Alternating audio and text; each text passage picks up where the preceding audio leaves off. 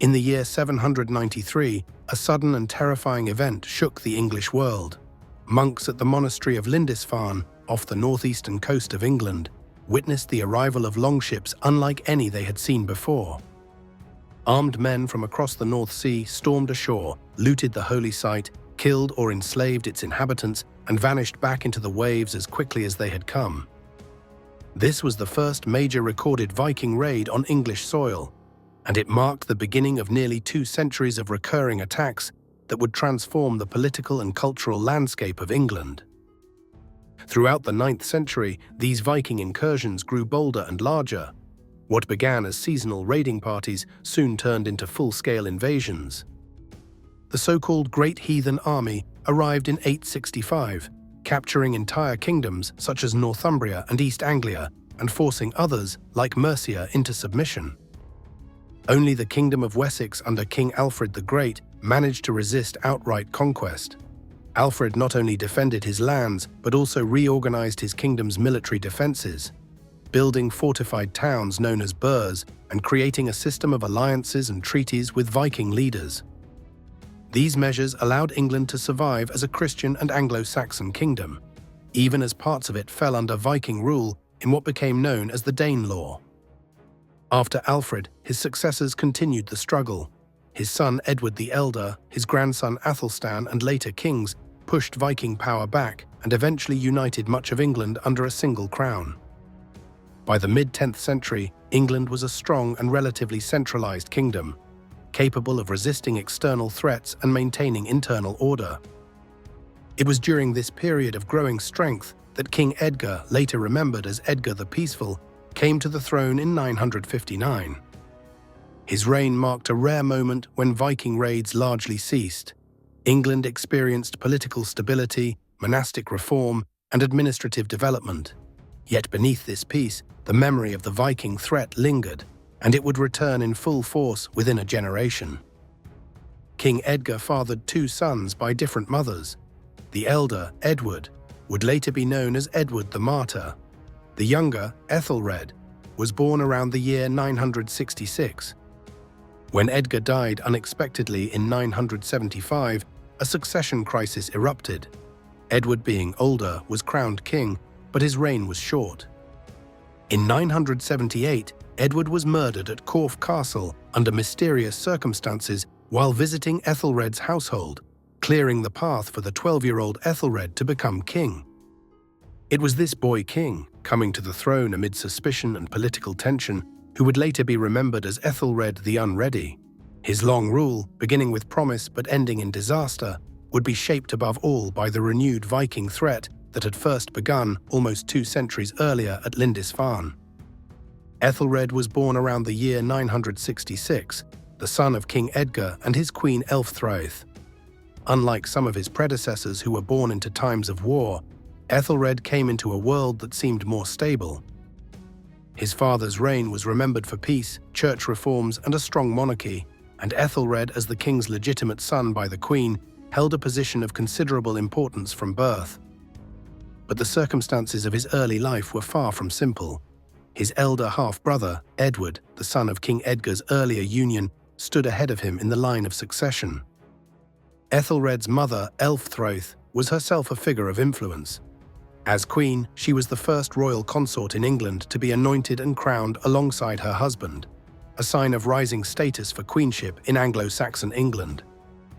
Her role at court likely shaped Æthelred's early years, especially after Edgar's death in 975, when succession disputes began to unfold. Edward, the elder half-brother, was crowned king after Edgar's death, but his reign was marked by unrest. Some sources suggest that factions loyal to Ælfthraeth and young Æthelred opposed Edward's kingship, while church leaders like Archbishop Dunstan supported Edward. In 978, only 3 years into his reign, King Edward was murdered at Corfe Castle while visiting Æthelred's household. The circumstances remain unclear even today. Medieval chroniclers hinted at treachery, with some blaming supporters of Æthelred's mother, though no definitive evidence survives. With Edward's sudden death, Æthelred, only about 12 years old, was elevated to the throne. His coronation marked the beginning of a reign that would stretch nearly 4 decades. In these early years, power did not lie fully with Æthelred himself. As a boy king, he was guided by a council of advisors and leading nobles. The Anglo-Saxon Chronicle records that it was during this time that his reign first showed signs of instability. The kingdom, though outwardly united, was vulnerable to internal rivalries and the growing external threat from the Vikings, who had begun to stir once again along England's coasts. When Æthelred assumed full control of the kingdom in the mid-980s, England was a realm with both strengths and weaknesses. The reforms of earlier kings had created systems of administration, fortified towns known as burhs, and a network of shires and hundreds that organized taxation and defense. The first signs of renewed Viking activity came in 980, when raiders struck places like Southampton and Thanet. Over the next few years, the attacks grew bolder. In 991, the Battle of Maldon took place, one of the most famous encounters of the period. There, Anglo-Saxon forces under Earl Byrhtnoth faced a Viking army, but the English were defeated. The loss was a serious blow, and it marked the beginning of a new phase of Viking pressure on England. After Maldon, Æthelred made a decision that would define much of his reign. Instead of relying solely on military resistance, he agreed to pay the Vikings a large tribute known as Danegeld, in exchange for peace. The first payment in 991 amounted to £10,000 of silver, a vast sum raised through taxation. This approach was not entirely new. Earlier rulers in Europe had occasionally paid off Viking raiders, but under Æthelred, it became a regular strategy. In the short term, these payments brought temporary peace, yet in the long run, they encouraged further attacks. Viking leaders realized that raiding England could be as profitable through tribute as through plunder. Over the following decades, Danegeld payments grew larger and more frequent, straining the kingdom's resources and leading to discontent among the population. Meanwhile, Æthelred sought alliances to strengthen his position. Around the year 1002, he married Emma of Normandy, forging ties with the powerful Duchy of Normandy across the Channel.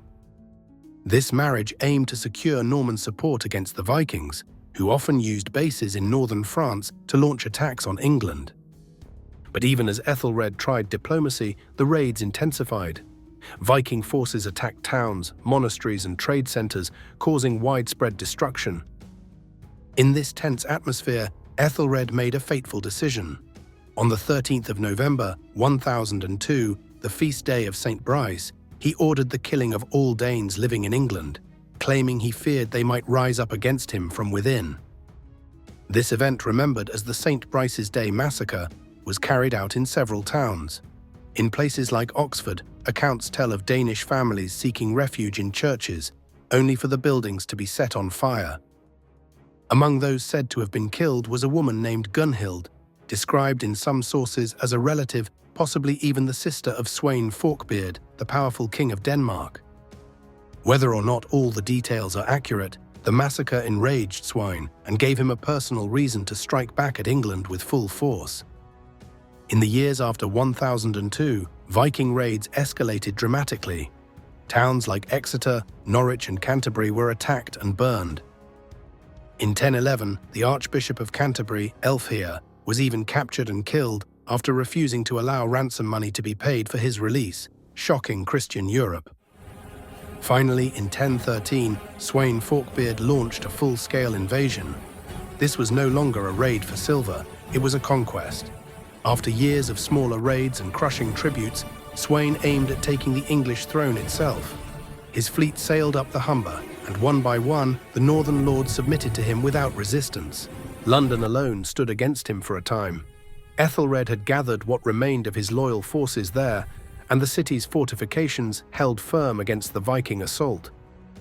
But the resistance was short-lived. Surrounded by a kingdom that had already accepted Sweyn as king, Æthelred found himself isolated. The English nobles, exhausted by years of warfare and disillusioned by his leadership, abandoned his cause. By Christmas of 1013, the whole of England, except for a few holdouts, acknowledged Sweyn Forkbeard as their ruler. Realizing he could no longer fight, Æthelred fled across the Channel with his wife Queen Emma of Normandy and their young sons. They were given refuge by Emma's brother, Duke Richard II of Normandy. Sweyn's triumph, however, was short-lived. Though he now controlled England, his rule lasted only a few weeks. In early 1014, he died suddenly at Gainsborough in Lincolnshire. The exact cause of his death is uncertain. Some sources suggest illness, others claim it was an accident. But what is clear is that his passing threw England back into chaos. With Sweyn's death, his son Cnut, who had been left in command of the Danish army, tried to claim the throne. But many of the English nobles who had submitted to Sweyn quickly saw an opportunity to restore the old dynasty. They sent word to Æthelred in Normandy, inviting him to return on one condition: that he would rule more justly and listen to the advice of his council.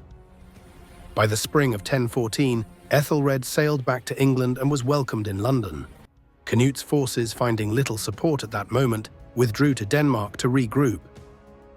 When Æthelred returned to England, there was a brief sense of relief among the English people. The old dynasty had been restored, and for a moment it seemed as though the kingdom might find stability again. But the situation was far from secure.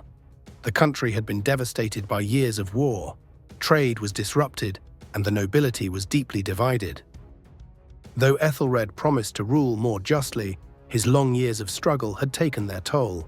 He was aging, often ill, and faced the enormous task of rebuilding his authority in a kingdom still haunted by the Viking threat. His eldest surviving son, Edmund, later known as Edmund Ironside, began to take a more active role in leadership. Strong, energetic, and determined, Edmund became a central figure in the kingdom's defense, while his father's health continued to decline. Meanwhile, across the North Sea, Sweyn's son Cnut was preparing to reclaim what his father had briefly ruled. In 1015, he returned to England with a massive army, determined to conquer the kingdom outright. As the Danish army advanced, Æthelred's ability to lead weakened further. He was confined to London, one of the few strongholds still loyal to him. Edmund Ironside, however, refused to surrender. He rallied forces in the countryside, leading battles against Cnut's armies and inspiring resistance where his father could not. Edmund's courage and persistence earned him the nickname Ironside, a reflection of his strength and determination in battle. By early 1016, Æthelred's health had worsened severely, and on 23rd April 1016, Æthelred the Unready died likely from illness. Edmund Ironside was immediately chosen as king by those still loyal to the old dynasty, but he would face Cnut in a series of fierce battles that would decide the future of England.